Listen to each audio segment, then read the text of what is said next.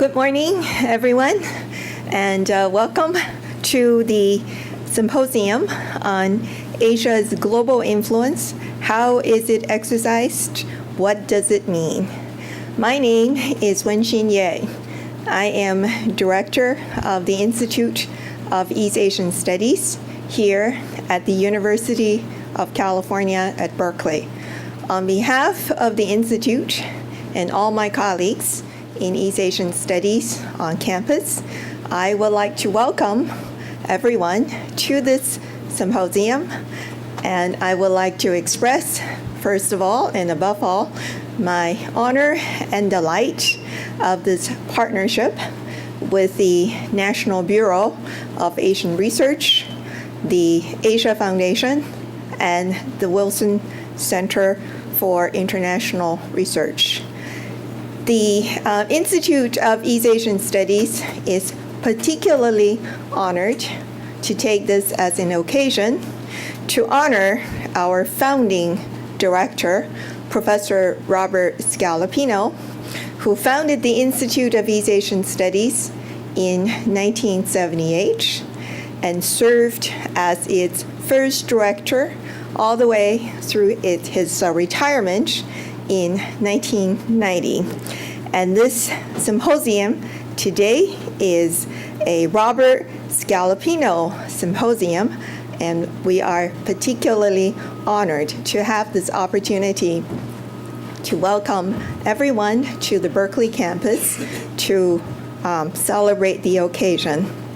And then also, as the director of the Institute of East Asian Studies at this moment, I would like to take this opportunity to affirm the Institute's support and enthusiasm for the broader agenda represented by this symposium, namely invigorating the connections between academic scholarly research and public policy making in general.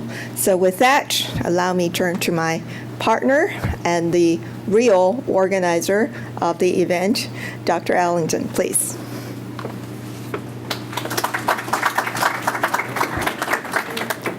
The real organizers are Michael Wills and his team at NBR, together with Bob Hathaway at the Woodrow Wilson Center and his team. And so I'm just up here because I'm an old Berkeley grad and happen to have known Bob for some decades. But it's really a great pleasure to be back in Berkeley and have so many memories here, to say the least.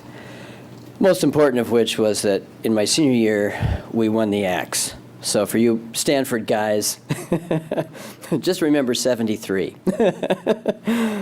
I just realized, Bob, that I predated the founding of the Institute. I didn't know what to think about that, but well, thank you, Wen-hsin. Appreciate this opportunity. It's wonderful to have a West Coast recognition of Bob, celebrating Bob, and celebrating the institution of the National Asia Research Program.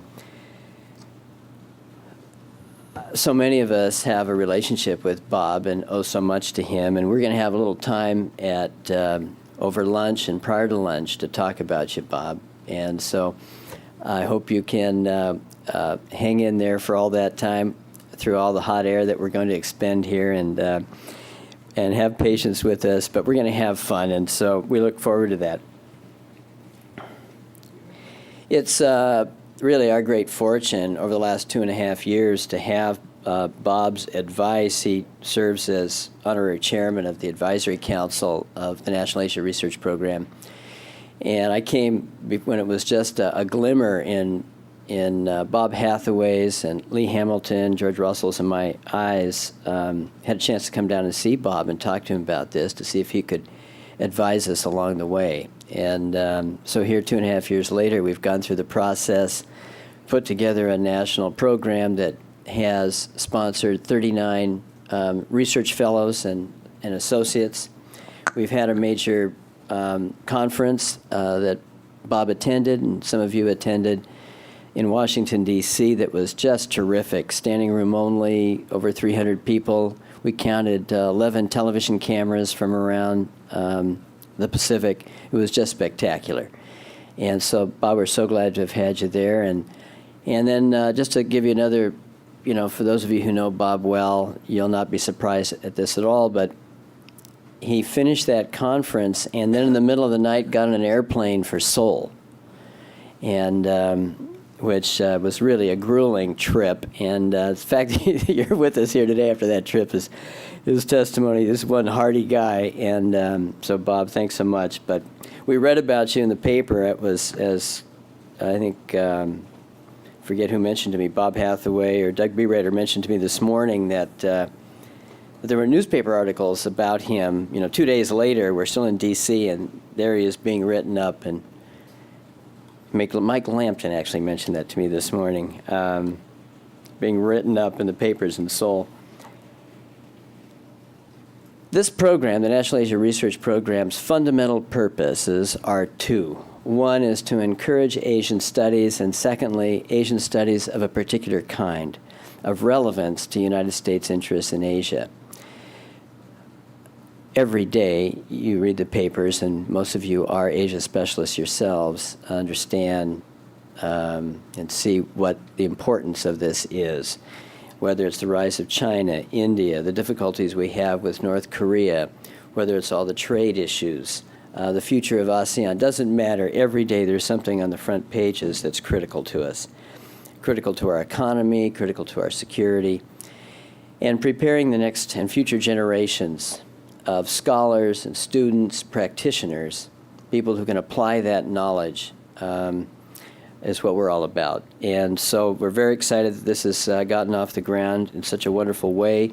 It's fantastic. Thank you, Congressman Bereuter, for supporting this effort here on the West Coast as part of the National Asia Research Program. It's truly a national effort. The 39 scholars come from all over the country. Senator Dianne Feinstein's been a wonderful supporter of this. We were hoping to have her here today, but I can't imagine why a politician wouldn't be here on a day like this, so close to this election. She didn't have to give us an excuse, but politely said she was pretty occupied. In any case, we've been getting wonderful support, the Center for Global Partnership of the Japan Foundation, and of course our primary partner in crime here, the Woodrow Wilson Center. And so anyway, it's a wonderful group. We're very fortunate to put together this program, and thank you so much for joining us.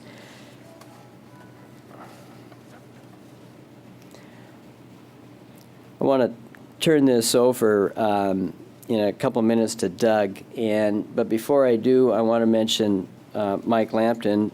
He's going to be introduced shortly, but I also want to thank him. He's been so important to this effort. Thank you, Mike. And of course, you didn't. In the old days, you wouldn't have had a long commute over here, but now it's a long commute to come to the Bay Area for you, and we really appreciate your coming out.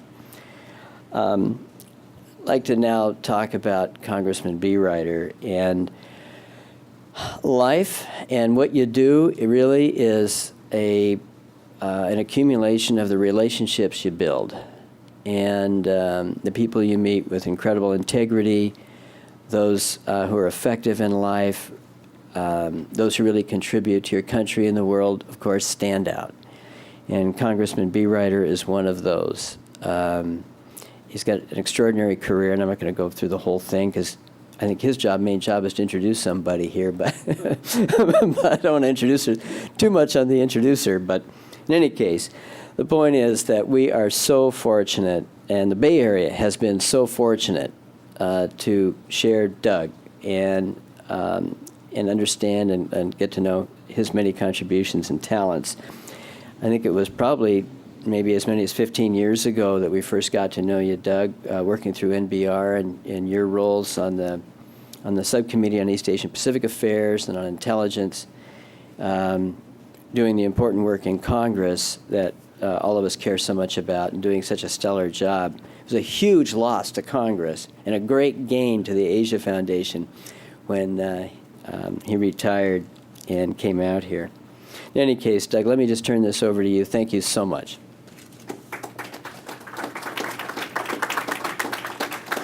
Thank you, Rich, for those very generous comments. And ladies and gentlemen, good morning. No, I don't have to be on the campaign trail, not anymore. I want to welcome all of you to what undoubtedly will be an interesting and informative symposium, an intellectual gathering appropriately named in honor of our friend, and I would point out a trustee emeritus of the Asia Foundation, Dr. Robert Scalapino. In fact, he was a trustee for 21 years before he entered the emeritus status. So working with the National Bureau of Asian Research and the Woodrow Wilson International Center for Scholars, and on this event with the Institute of East Asian Studies, I am so very pleased that they accepted what was, I must say, my proposal to extend the Asia Policy Assembly program to incorporate the concept of a greater West Coast exposure and involvement in the national policy dialogue on Asian and Asian American affairs through this symposium. My roots in the Bay Area are only 6 years deep, but I thought it was important that West Coast involvement was a part of this effort. And it's also my hope and intention that this symposium be held every second year in conjunction with the Asia Policy Assembly, and that as the original three sponsoring organization agreed, the symposium be held, if at all possible, on the University of California-Berkeley campus, the academic home where Bob Scalapino so productively has spent most of his life. Although Dr. Scalapino had testified before the House Asia-Pacific Subcommittee and many other congressional venues, it was only when I came here 6 years ago that I had any direct contact with Bob Scalapino, this most distinguished trustee emeritus of the Asia Foundation. I was, and I continue to be, in awe of his accomplishments, his amazing teaching and academic contributions, his knowledge, his demonstrated energy, and yes, his legendary travel exploits that still have been going on, as you heard. A great many of them for and with the support of the Asia Foundation. We're here to honor Bob Scalapino for his remarkable accomplishments in the academic world, and most assuredly, his work has not been confined to the ivory tower. His knowledge, his wisdom, and insights on U.S.-Asia relations have been welcomed and sought after for decades by senior administrative officials in our country and other countries, and by members of Congress, both Democrats and Republicans alike. More will appropriately said about this great and legendary figure at noon today. But I do want to add that the Board of Trustees, by formally endorsing our Foundation's involvement in this symposium named for Bob, wishes me to express their deep admiration, respect, and friendly appreciation for their distinguished colleague emeritus. And one of our trustees who borders you in terms of service is Alexander Sandy Calhoun here, and Gina Chu is coming from New York later today to be with us in honoring you. Finally, I won't miss this opportunity to recognize another Foundation trustee, David Mike Lampton, very appropriately named the first winner of the Robert Scalapino Prize. I first learned of Mike Lampton's deep knowledge of China and other parts of Asia through his role as the lead rapporteur scholar for the Aspen Institute's Congressional Seminar on China, where I was a charter participant. Therefore, it was a natural and one of my very best and most important decisions, I think, to successfully recruit Mike to join the Board of Trustees, and subsequently he served as a participant in the Foundation-supported U.S.-Japan, China Trilateral Dialogue, or America's Role in Asia project, and it goes on and on. So he undoubtedly exemplifies why he was chosen as the first recipient of the Scalapino Prize. In closing, I would like to specifically express our great appreciation to the University of California-Berkeley's East Asia Institute and its director for assisting us by hosting today's symposium. Thank you very, very much. And on behalf of the Asia Foundation, I'd like to thank our symposium partners, NBR and the Wilson Center, as well as all of the program participants, for your commitment to accomplishing the goals of this symposium, and in the process honoring an extraordinary life of and accomplishments of Dr. Robert Scalapino. Like you, I look forward to the forthcoming presentations and the discussions, and I thank all of you in the audience for your good judgment in being here today. Thank you very much.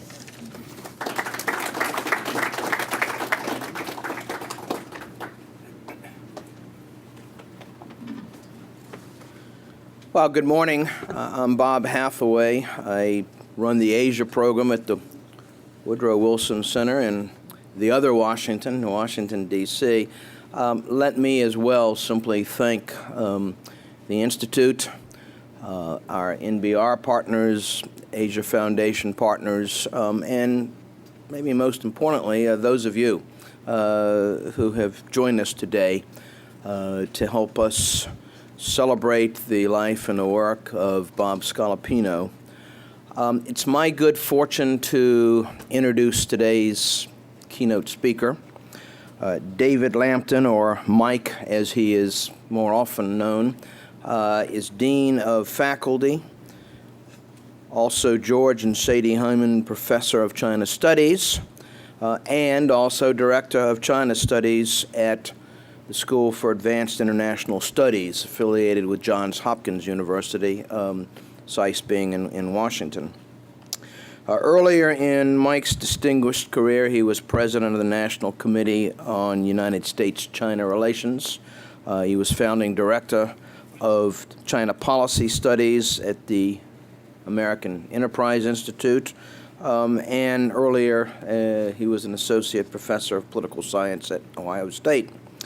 Mike holds a PhD in political science from Stanford, as has already been noted, as well as an honorary doctorate from the Institute of Far Eastern Studies of the Russian Academy of Sciences. He is an extraordinarily prolific author. I will not read the list of his books and monographs and seminal articles in their entirety, but simply note that two of his recent publications are entitled The Three Faces of Chinese Power, Might, Money, and Minds, published in 2008, and the co-authored study, Taiwan's Elections, Direct Flights and China's Line in the Sand, 2005. Earlier this summer, last June, NBR Analysis published a paper of his that will form the basis for his comments this morning. That paper was entitled Power Constrained, Sources of Mutual Strategic Suspicion in U.S.-China Relations, and I'm told that a limited number of copies are still available at the registration desk, so you might look for one. As has always also been mentioned by Rich, Mike is a member of the first class of the National Asia Research Program Associates.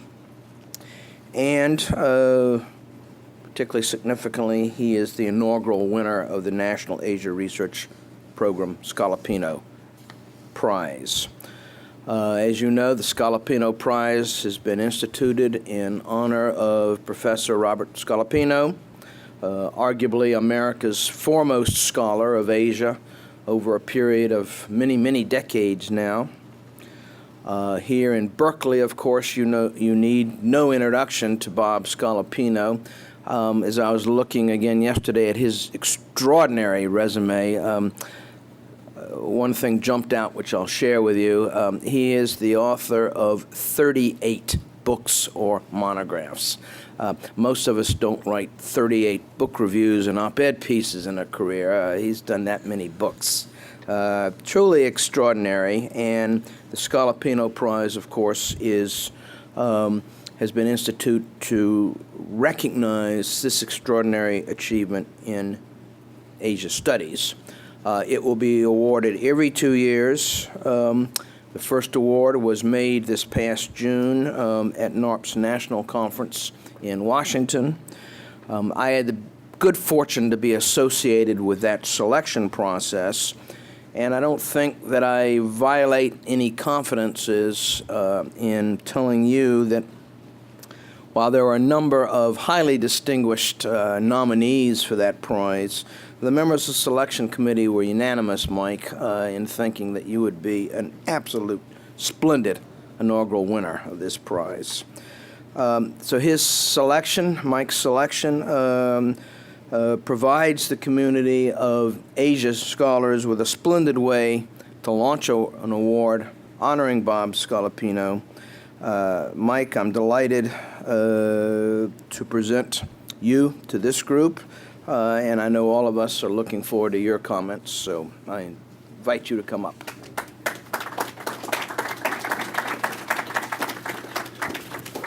Well, the first thing I should say is it's great to be home. This is where I grew up.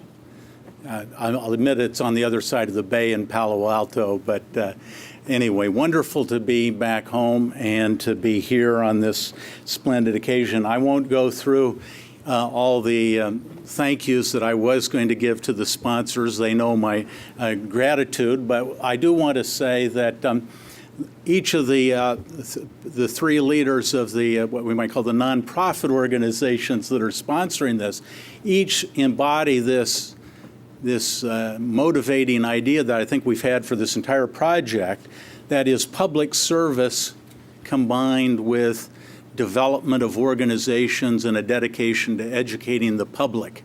Certainly Congressman Bereuter, Rich Ellings, Bob Hathaway all have those dimensions to their career. And quite frankly, I think we're in a world and at a time where we can't afford to have our best minds disengaged from the hard work of trying to form more intelligent policy. Even though the world of academia is concerned with truth and the world of politics has a lot of compromise, I think we have to be able to train our people to try to operate in the world of academia, respect its values, and at the same time be effective in the world. And so I think the organizations that have sponsored this, Bob's Life, this award, I think all are speaking to that need. We really can't afford to have our academics disengaged from the important things that are going on. I do want to thank Berkeley, and that was mentioned on two occasions. I graduated from Stanford, and it did take a lot of fortitude for me to put this tie on this morning with these colors. But nonetheless, when I think back over my career to all the splendid colleagues I've had in this field, and I was just making a little list, and it's not exhaustive, but an enormous number of those are from the University of California, and I will say the University of California system. I've grown up in this career with Susan Shirk and Barry Naughton and Tom Gold and Dory Solinger, all names that are, I think, well known within the UC family. And of course, most prominent among them, Bob Scalapino.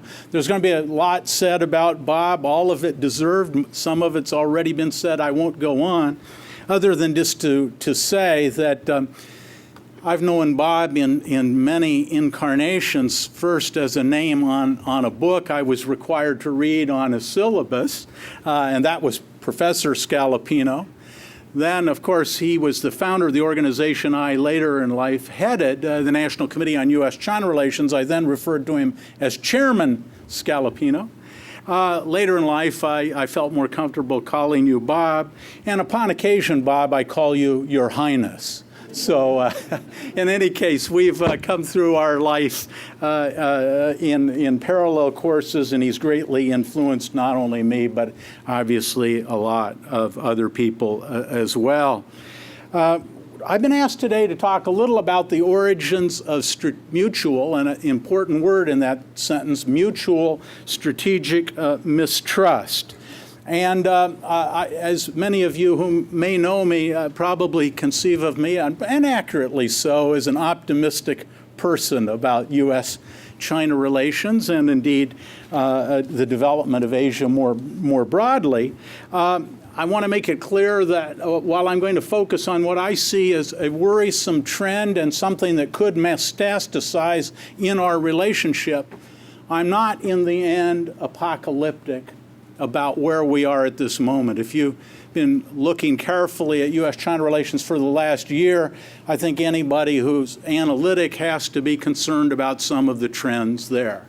I don't have absolute confidence about where things are going, but I think it's very easy, particularly in the sort of hothouse environment of American politics, to be overly negative because that's the safe place to be. You at least won't be called naive if things go wrong. Ultimately, I'm not apocalyptic, and I might say before I get into those remarks, sort of give you three reasons and sort of describe the context as I see it, which give me some hope, even though I'm going to focus on some of the problems. The first interesting thing going on in U.S.-China relations right now is below the surface of all these negative headlines, and many are indeed deserved, there is a lot of dialogue and discussion going on. Secretary Gates just in Asia met with the Minister of Defense of China, Liang Guanglie, and that was a fairly productive discussion. He'll be going on to Beijing after the first of the year. Preparatory for all of these meetings are a whole series of bureaucratic meetings between our Defense Department, their Ministry of National Defense, just a continual schedule of things going on. We are cooperating to a limited extent below the surface. I won't go into all of that, but I'm glad to in the questions if you wish. Also, certainly in the context of the ongoing discussions about the global economy and the respective responsibilities of China, the United States, and indeed South Korea and Japan and everybody else to this, we have an upcoming meeting of the G20. And broadly speaking, current headlines aside and the currency issue, the United States and China have cooperated in meaningful and important ways to manage the global crisis of the last couple of years. Also, President Hu will be coming to the United States right after the first of the year, and this is a major opportunity to move forward. And then, of course, we have an ongoing schedule of talks in the whole economic area, both with our Department of Commerce and then the strategic and economic dialogues that involve Secretary Geithner, the Department of Treasury, and many others.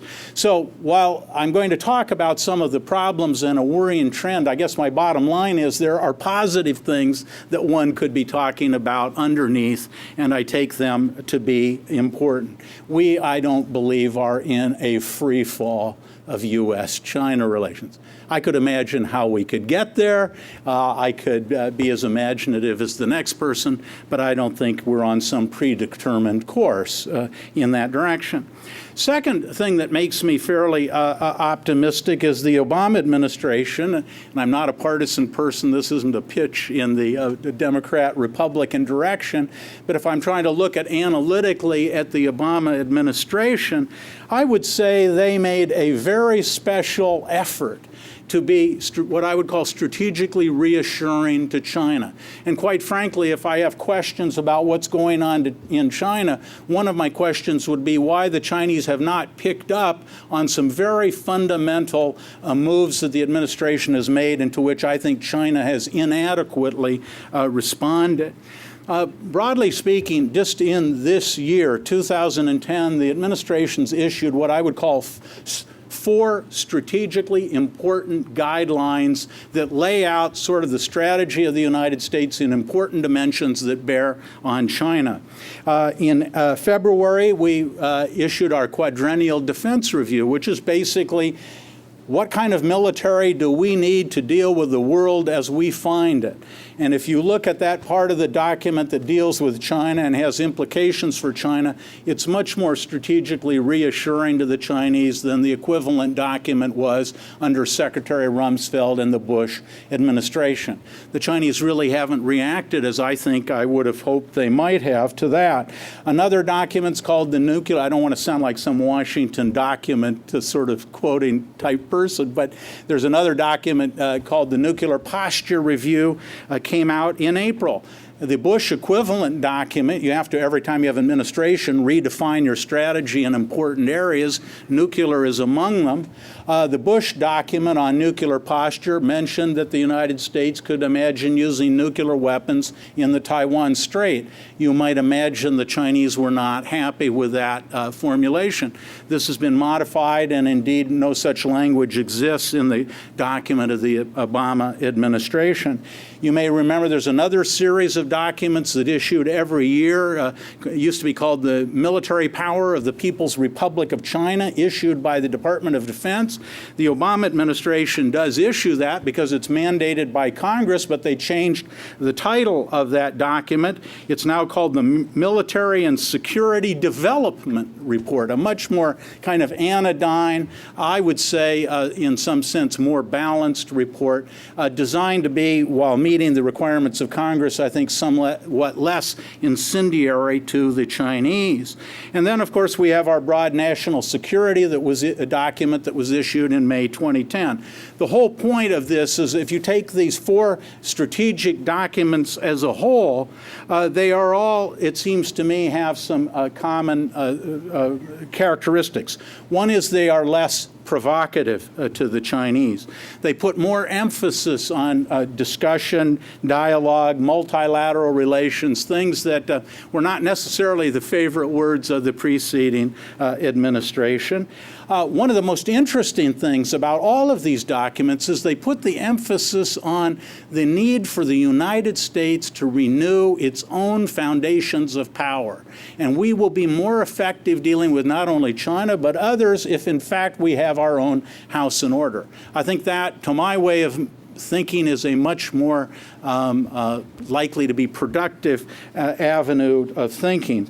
And finally, these documents all share a basic, whether you agree with it or not, optimism that the improvement of cross-straits relations, the relationship between Taiwan and the mainland, increasing integration, economic interdependence, that all is fundamentally in the interests of the United States.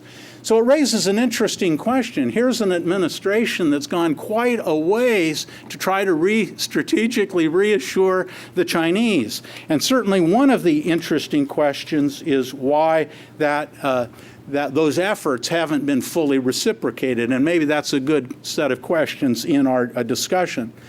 The third thing that I wanted to say by way of optimism is, particularly now that a bill has passed, the Levin bill has passed the House of Representatives. There's lots of what I would call apocalyptic talk about trade wars, currency wars, and so forth. And this could come to pass. I'm not saying it's a zero possibility, but I think it's actually fairly close to zero possibility. And let me just briefly explain why. Obviously, we're in an intense, as Doug Bereuter and others pointed out, a campaign. And I was just, before I went to bed last night, I was sitting and I was looking at the California ads that are now running for this. And I mean, I don't consider myself to be naive, but these were the toughest ads I think I can recall. And China was just front and center in your senatorial campaign, at least. So I'm not naive about what you might call the temperature of the China issue, either here or in Washington. But the long and the short of it is, I don't think we will actually adopt any meaningful, highly protectionist legislation. There will be certain targets of opportunity. It may be on particular commodities, it may be on steel, it may be on coated paper, but whatever is done is going to be very targeted to minimize damage, I believe. Secondly, even if you look at the bill that passed, there are all sorts of escape clauses in there that actually delegate the hard decisions to the executive branch, and the decisions have been located in bureaucracies that are probably not going to do anything too dramatic, even if the bill passes. Beyond that, the Senate has to pass a bill. Beyond that, both houses have to agree on a bill. Beyond that, the president has to approve it. Beyond that, there has to have, if he vetoes it, you need 2/3. Well, that's not going to happen by the end of the year, I would think. I may be wrong, and we'll have some discussion on this, but I doubt that anything dramatic, negative is going to happen. And in fact, many people running for office want to look like they're proposing something effective when in fact they hope desperately that nothing actually occurs, but it will become more evident after the election than before. So the long and the short of it is that while I'm going to talk about some of the contributors to mutual strategic mistrust that I am worried about, I think we have some counterweights in the system that don't lead in all the negative directions that one might think about or fear. Now, I think there are a couple of things that I'd want to say about this relationship before talking about its weaknesses.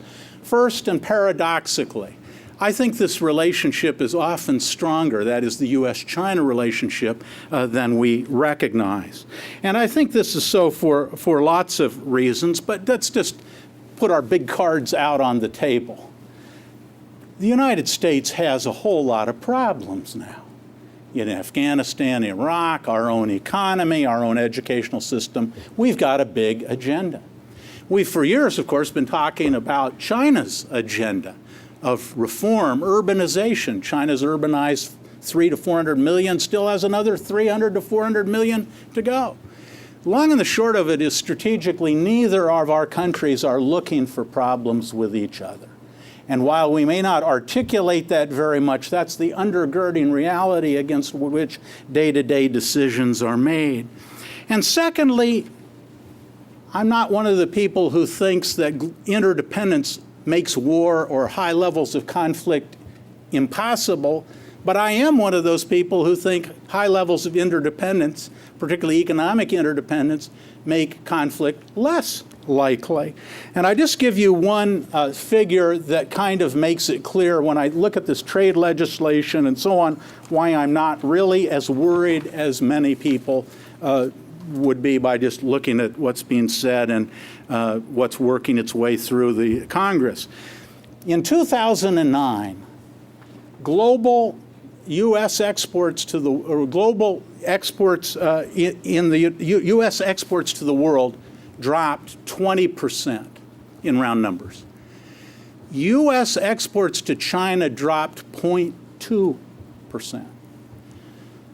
Well, if we are going to do, as President Obama and many other Americans would like to do, double U.S. exports, you're not going to do it by attacking your fastest growing major market, which is the only one that wasn't dropping. Now, we all know that rationality doesn't always determine all outcomes politically. But I think that when you start just looking at the big numbers, I don't think there's going to be much appetite to systematically attack the largest, fastest growing market that's been the most stable for the United States in this last period of time. We may find otherwise. So, relationship, I think, is more stable than recognized. Within that framework, I'm worried. And what am I worried about? Well, I think we are in a cycle of, I will say, increasing distrust of each other. And this is shaping all sorts of decisions and impulses in China and in the United States. And I just spit out sort of what I see as the four sources, and then we'll throw this open for Q&A, and you can go in any direction you wish. But I see four sources of this mutual strategic suspicion. Certainly the first, and I don't mean to pick on a particular author, but it's such a big target out there waiting for identification. The generic problem is that in both of our countries, in the United States and China, we have people, and I mean, they have their reasons, and they are looking at the interests as they understand them of their two countries, but we have groups in each society that are understanding this relationship in what I would call no win-win terms. In other words, zero-sum terms, a sort of you gain, we lose framework. And my favorite, just sort of emblematic example of this was in the recent issue of Foreign Affairs. I think it was the May-June issue, if I recall correctly. And it was by Robert Kaplan. And one phrase, and it's always unfair, but go read the article and you'll see how unfair or fair my characterization is, but one sentence just jumped out at me. And it was basically the assertion that the strategic purposes of the United States should, quote, be to limit the emergence of Greater China. Now, it's not clear exactly what that operationally means. It isn't even clear to what territory it applies. But let me tell you, any Chinese that reads that sentence is in fact going to find confirmation for what they have long suspected, that the United States really prefer not to see a China that's on a successful, in at least Chinese eyes, a trajectory. And in fact, there are many people in China, not least in its military, that's looking for a rationale for more procurement and capacity. That's a perfectly plausible rationale that reinforces the traditional view in China that the U.S. is indeed trying to contain China. So we have interest groups in both societies that are, I think, using vocabulary and thinking in the terms that there isn't a win-win outcome to this. And in fact, I think there are lots of imaginable win-win outcomes. Whether our systems will be able to avail themselves of those, that's a whole nother issue. But if we adopt a vocabulary and mode of thought that isn't looking for win-win solutions, and this is just as much a Chinese problem, incidentally, as it is ours, we're going to be in, I think, very hot water.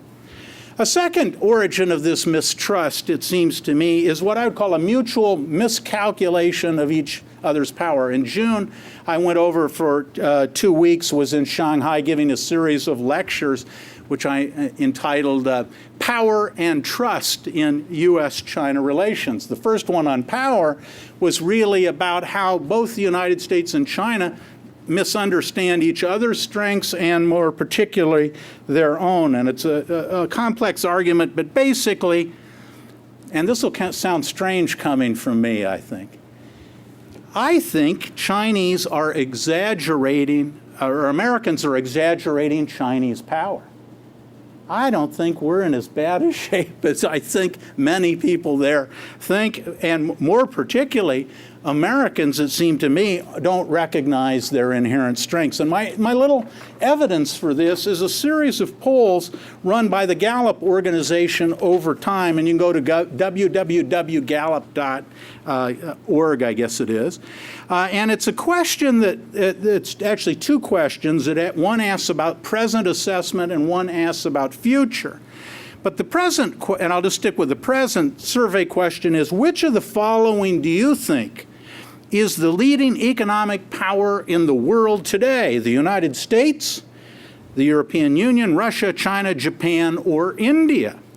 I won't go through all the results, but this has been run throughout the decade of 2000, this question. And in May 2000, 10% of Americans thought China was the world's current leading economic power. I think those 10% were wrong at the time, but at least it was only 10%. 65% of Americans thought we were that.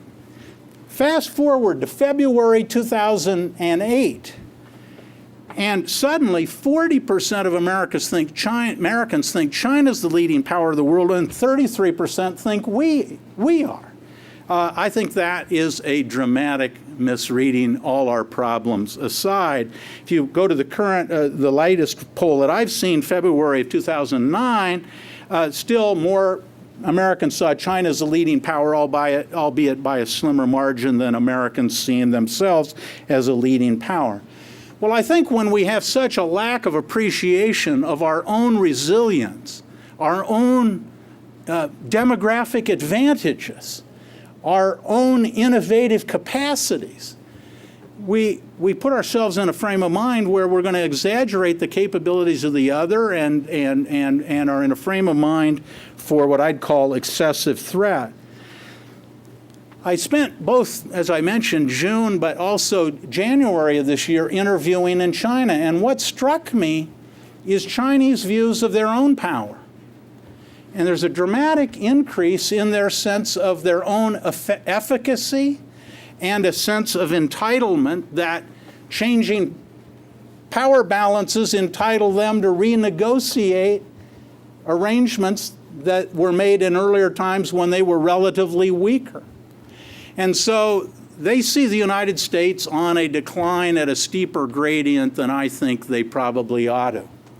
So I'm very worried about this mismatch in our own understanding of our own capabilities, our understanding of the Chinese capabilities, and I'm even more worried about Chinese assessments of their own strength and their view of us. We can talk more about it, but I think that probably makes my concerns clear.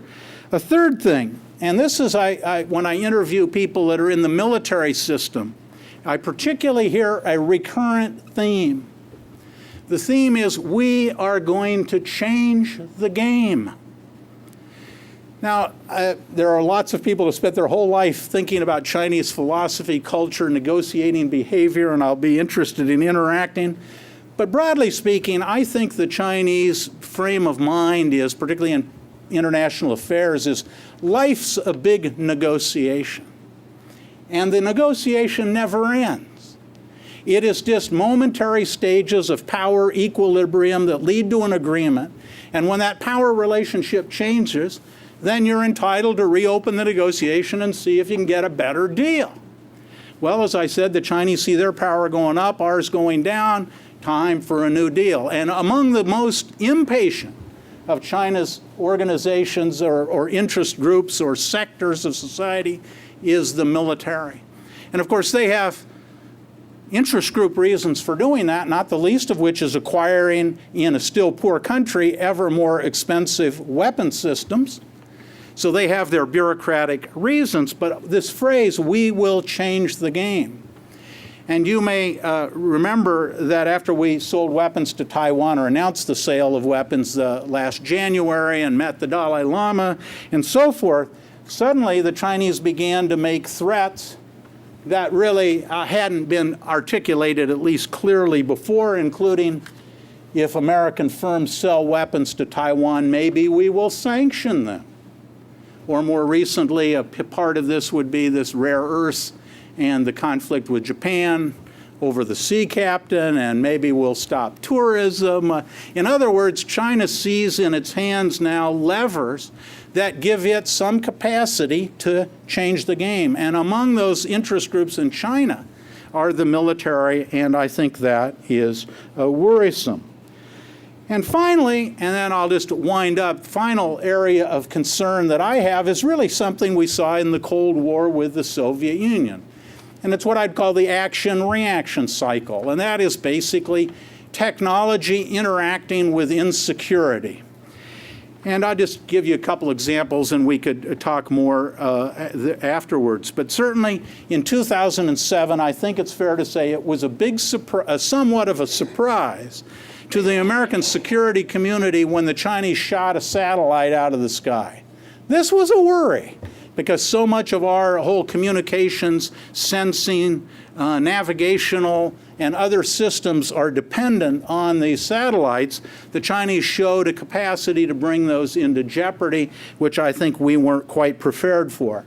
Almost immediately, that is to say the next year, we shot a satellite out of the sky, although we fuzzed it up with a notion that it was going to fall and hurt somebody, and we were doing the public good as serving a safety purpose by knocking the satellite out. May well technically be true, but I think it carried a message that we're going to stay ahead in this technology.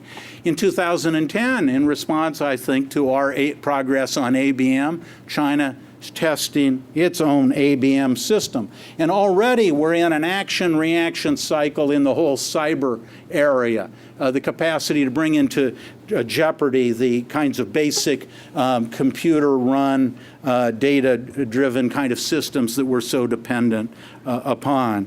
So I see us in this kind of technology creating a possibility that we both pursue. We have our own reasons. We can explain it. We put it in a defensive construct, but it looks remarkably offensive to the other party, and they begin to move. So these are all, I think, dynamics in U.S.-China relationship that I'm worried about. I just wind up by saying then that, some sense, scholarship is about the analysis of what the problem is. But policy thinking comes in, okay, but what in the real world can you begin to do to improve that situation. And I have a whole list of things that I would like to see us move in a direction, and the we is both China and the United States. I won't go into a lot of detail, but let me just end with a thought. And that is that I think in the end, Americans are not going to be happy with China or anybody else until our society is functioning in a way we feel more comfortable with, more proud of, I don't know what way you wish to put it, performing better by our own lights. We will be more confident, less worried, I think, about the Chinese. So maybe in a kind of funny way, as Deng Xiaoping focused domestic reform in China as the precondition for China to be effective in the world, maybe in a kind of funny way, we ought to rip a page out of Deng Xiaoping's book. Thank you very much.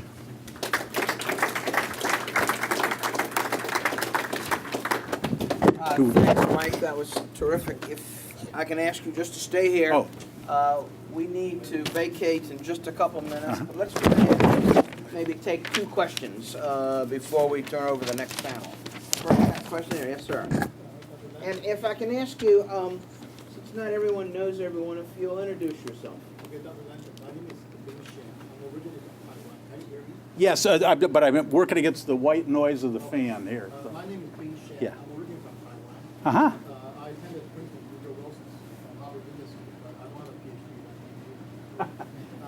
Mike, I very much agree with the direction. I'd like to take it one step beyond. Okay. Is that one thing that concerns me is that there is not yet a readiness for the U.S. to accept that China is entitled to a legitimate sphere of influence. And I'd like you to comment on the following scenario.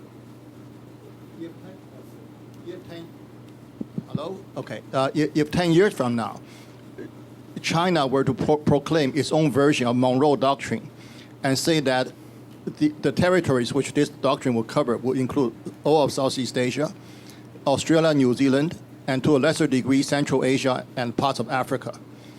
Would the United States at least tacitly accept such a proclamation? In a word, no. But why not? The U.S., I mean, one is, do you accept it? I think the answer in any future I can see is no. I mean, I go back, as I don't think China actually is going to do something that crude. And so we could debate the probability of the scenario, but in a word, the U.S. wouldn't accept it. But the issue in international affairs is really what could you do about it? And that gets me back to fundamental national power. So my basic view would be if we want more reasonable policy out of Beijing, we have to have sufficient comprehensive national power on our own to make it attractive to the Chinese to cooperate and avoid such, overreach. I don't think it'd be on the scale you're talking about, but in any case, overreach. But you said something interesting. I mean, you said many things interesting, but right off you used the word sphere of influence. Well, in fact, the United States is not going to be prepared and hasn't been prepared, was not prepared with the Soviet Union really, except at the initial stages of the Cold War, to sort of have spheres of influence and entitlement. As I recall, Gerald Ford got in trouble for conceding that one of the Eastern European countries was in the sphere of influence. Am I right about that, TJ? He said that Poland wasn't a communist country. Yeah. Oh, got in trouble, right? Yeah, but there seemed to be the implication that if it was in the sphere, we would keep hands off. So I think no U.S. government would agree to that. But I think there's a more fundamental point, and this is why I think in the last 20 to 30 years, broadly speaking, China's run an intelligent policy, because its power has been growing at a very steep gradient, but what you might call the threat that increased power has created has been relatively little. And now it's engaged in a set of policies that are pushing that threat up to match the gradient of the increase in power. I don't think that's very intelligent.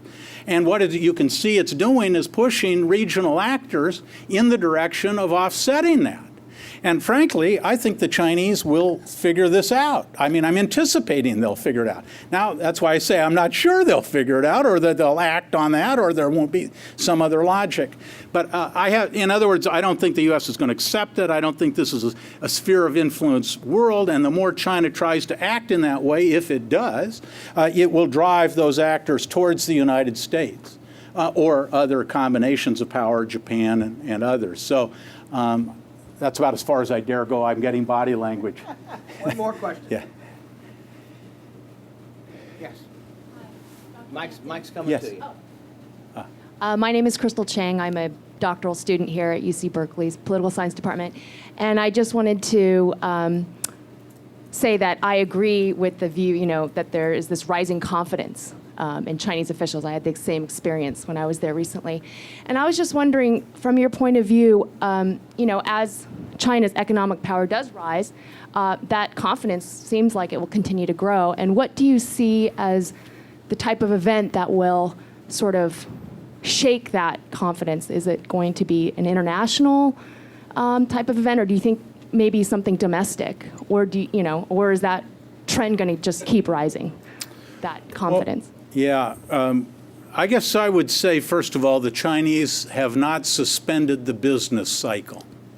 Now, they've done pretty well in the Asian financial crisis in relative terms, and they've done, I think, very well to date in the global financial crisis.